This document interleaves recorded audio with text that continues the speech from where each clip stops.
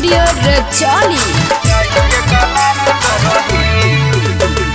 पढ़ोही की खाली time pass करोही, पढ़ोही की खाली टाइम पास करोही। छौरी बोले ना कौना कॉलेज में जाई के क्लास करोही। छौरी बोले ना कौना कॉलेज में जाई के क्लास करोही। चढ़ली जवानी अपन नाश करोही, चढ़ली जवानी अपन नाश करोही। छौरी बोले ना कौना कॉलेज में जाई के क्लास करोही। छौरी बोले ना कौना कॉलेज में जाई के क्लास करोही।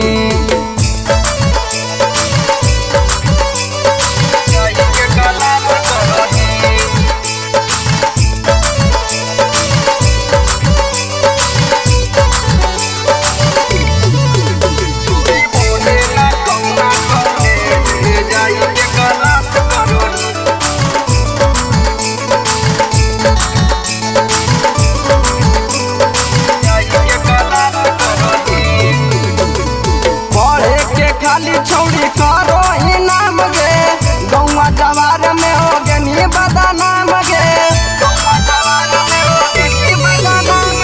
पढ़े के खाली छौरी करो इनाम गे, गौवा जवार में हो गनी बदनाम गे।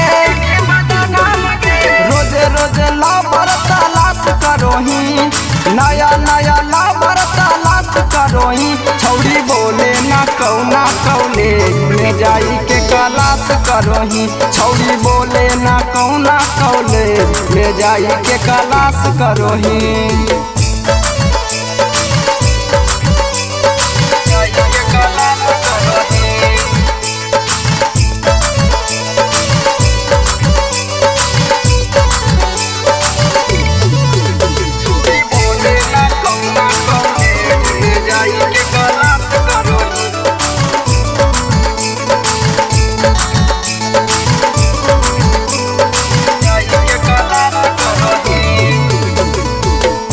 के छौड़ी जाई ऐसन ड्रेस गे, देखी के बुढ़ो हो जाओ बेहोश गे।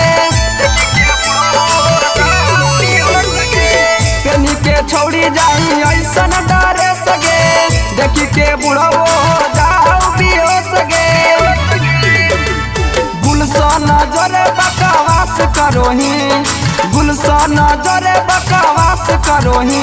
छौरी बोले ना कौना कॉलेज में जाई के क्लास करोही। छौरी बोले ना कौना कॉलेज में जाई के क्लास करोही।